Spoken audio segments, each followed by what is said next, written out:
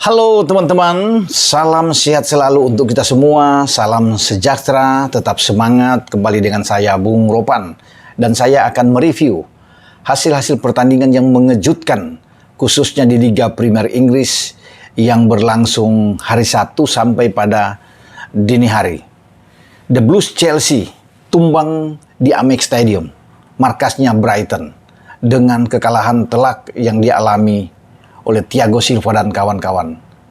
4-1 digebuk habis oleh tim asuhan Roberto De Zerbi. Ini menjadi kekalahan pertama bagi pelatih Graham Potter setelah ia keluar dari Brighton menggantikan Thomas Tuchel dalam 9 pertandingan terakhir yang dimainkan oleh Chelsea bersama dengan Potter. Di semua kompetisi, Chelsea itu tidak kalah, termasuk di IPL.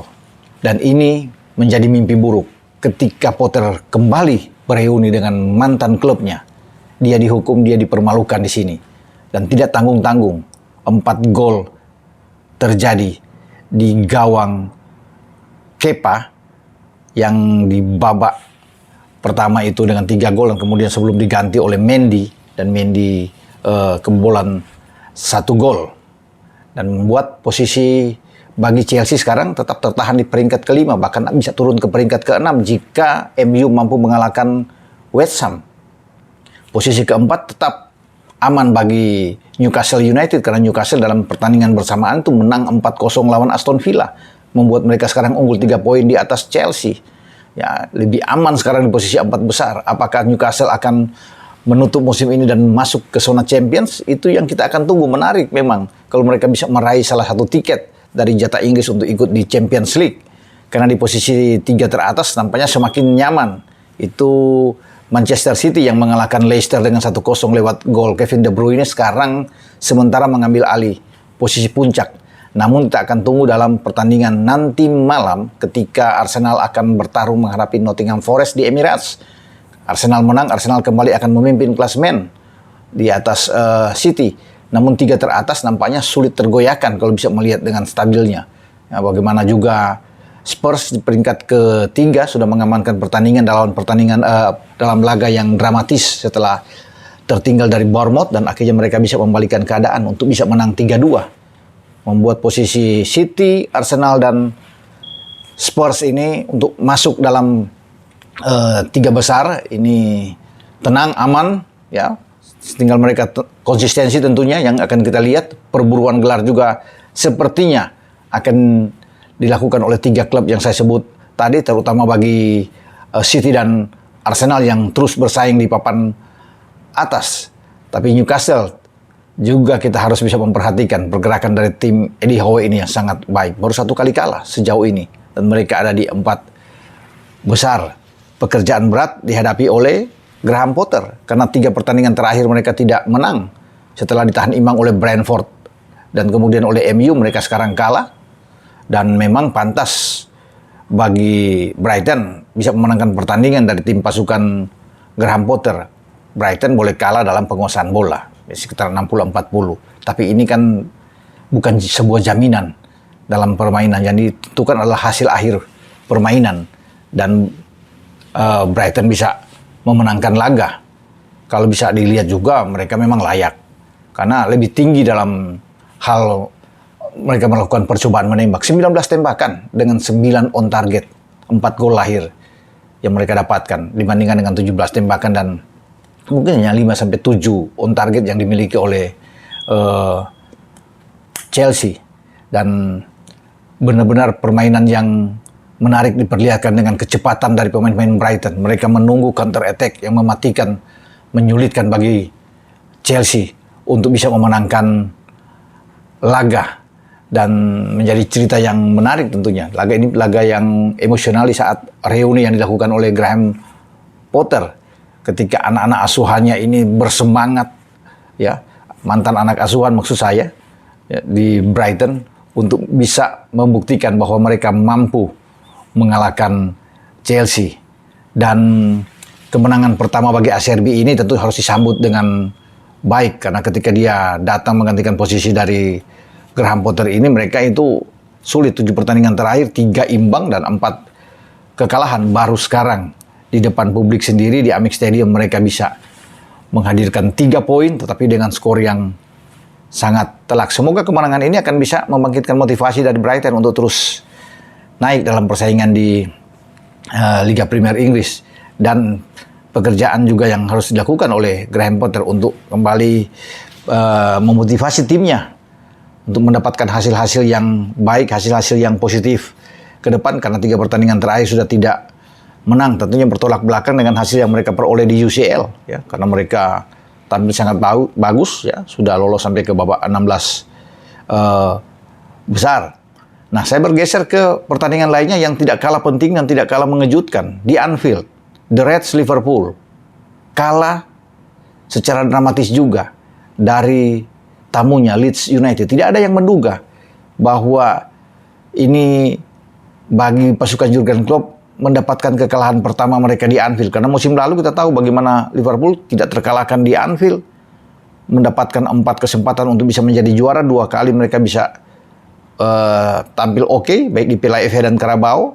Persaingan juga dengan City kita tahu bersama, sampai di menit-menit akhir, di pekan ke-38 sebelum mereka gagal menjadi juara. Di final juga Liga Champions mereka masuk dan gagal dengan 1-0 dari Real Madrid. Tapi pada musim ini bertolak belakang dengan perjalanan mereka. Sudah 4 kekalahan yang mereka alami hanya dalam 12 pertandingan. Ya, bagi Liverpool tentunya ini menyesakan buat mereka. Ya, terlempar sampai ke peringkat ke-19 dengan 16 poin. Berat posisi bagi Jurgen Klopp untuk bisa mengangkat tim ini. Kecuali memang ada perbaikan-perbaikan yang signifikan bagi Klopp untuk bisa memotivasi lagi timnya agar bisa bersaing masuk ke 4 besar. Tapi saya pikir ini berat ya, kalau sudah 4 kali kalah dalam 12 pertandingan. Namun memang masih panjang. Masih panjang untuk mereka bisa melakukan lagi hal-hal yang baik ya, seperti pada musim 2020-2021 ketika itu juga sedang oleng, tapi 10 pertandingan terakhir Klopp mampu mengangkat tim ini untuk bisa masuk ke posisi 4 besar saat itu. Inilah menjadi tantangan bagi Jurgen Klopp ketika tidak bagus-bagusnya penampilan performa dari Liverpool. Padahal dari semua aspek kalau melihat melawan Leeds ini, ya mereka itu unggul 70-30 penampilan mereka dalam penguasaan bola atau ball position mereka. Tapi sekali lagi, bahwa ini menjadi sia-sia. Walaupun mereka juga bisa melepaskan 22 tembakan, ada 10 on target. Ya, dibandingkan dengan lawan mungkin hanya 6 on target yang mereka bisa dapatkan dari 14 percobaan menembak. Tapi Leeds bermain sangat efektif. Memang bermain lebih dalam, bertahan. Tapi counter attack mereka itu selalu menakutkan. Nah, bagi Liverpool, ini banyak peluang yang mereka ciptakan. Namun tidak bisa menghasilkan gol. Ya, terutama penampilan luar biasa diperlihatkan oleh Meisler, penjaga gawang dari Leeds yang mementahkan banyak peluang. Ya, termasuk dari Darwin Núñez di babak pertama sudah 1-on-1, babak kedua juga terlihat di menit 67 dan menit 79 Núñez ini mendapatkan peluang bagus tapi tidak bisa dikonversi bisa menjadi gol, termasuk Bobby Firmino juga yang ditepis oleh Meisler. Dan kalau tidak ada Meisler ini pasti Liverpool bisa memenangkan pertandingan, bahkan mereka bisa menang dengan 3-4 gol yang menghadapi Leeds. Nah, gol pertama Leeds juga terjadi karena kesalahan dari Joe Gomez yang memberikan back pass ke belakang, tidak melihat dari posisi Alisson Becker yang direbut oleh Rodrigo Moreno untuk bisa mencetak gol. Ini gol ke-6 Moreno dalam 12 penampilan dia bersama dengan Leeds. Memang ada gol penyama kedudukan 10 menit kemudian yang diciptakan oleh dengan volley kaki kiri oleh Mohamed Salah setelah menerima umpan dari Andre Robertson dari sebuah set piece.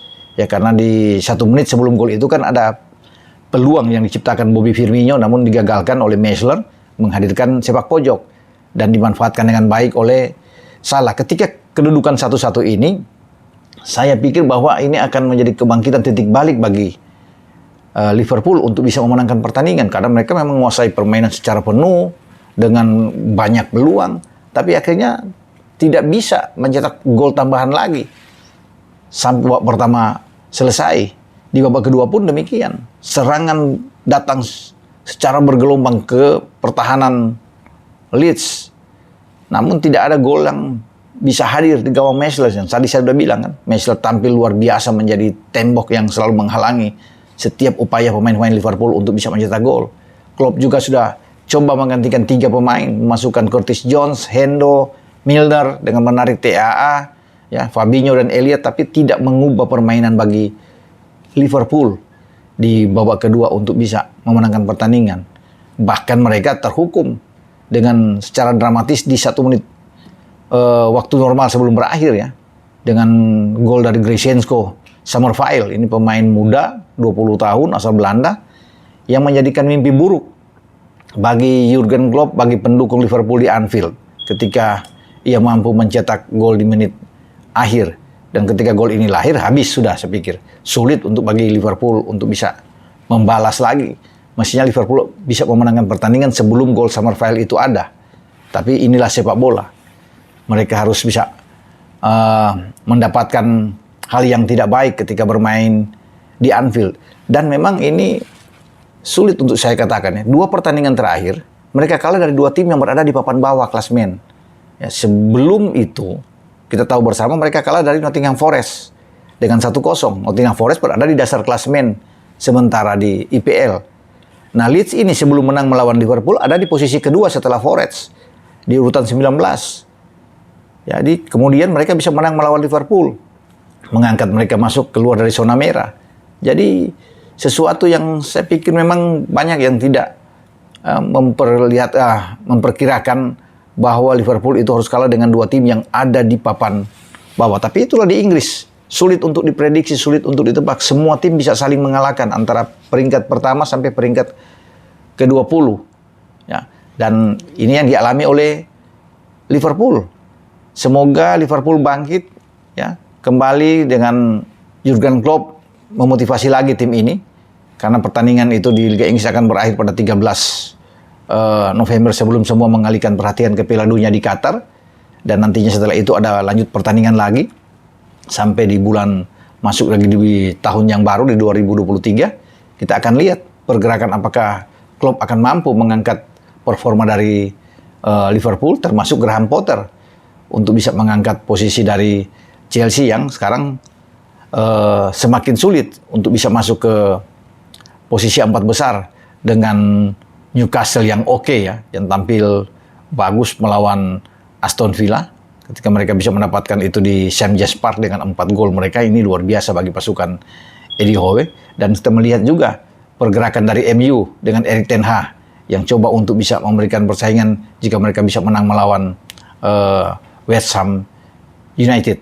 Inilah review saya dengan 2 kabar mengejutkan ketika kekalahan pertama yang dialami oleh Graham Potter saat kembali ke mantan klubnya dari Brighton, bahkan tidak tanggung-tanggung kalah 4-1, dan juga kekalahan dari pasukan Jurgen Klopp.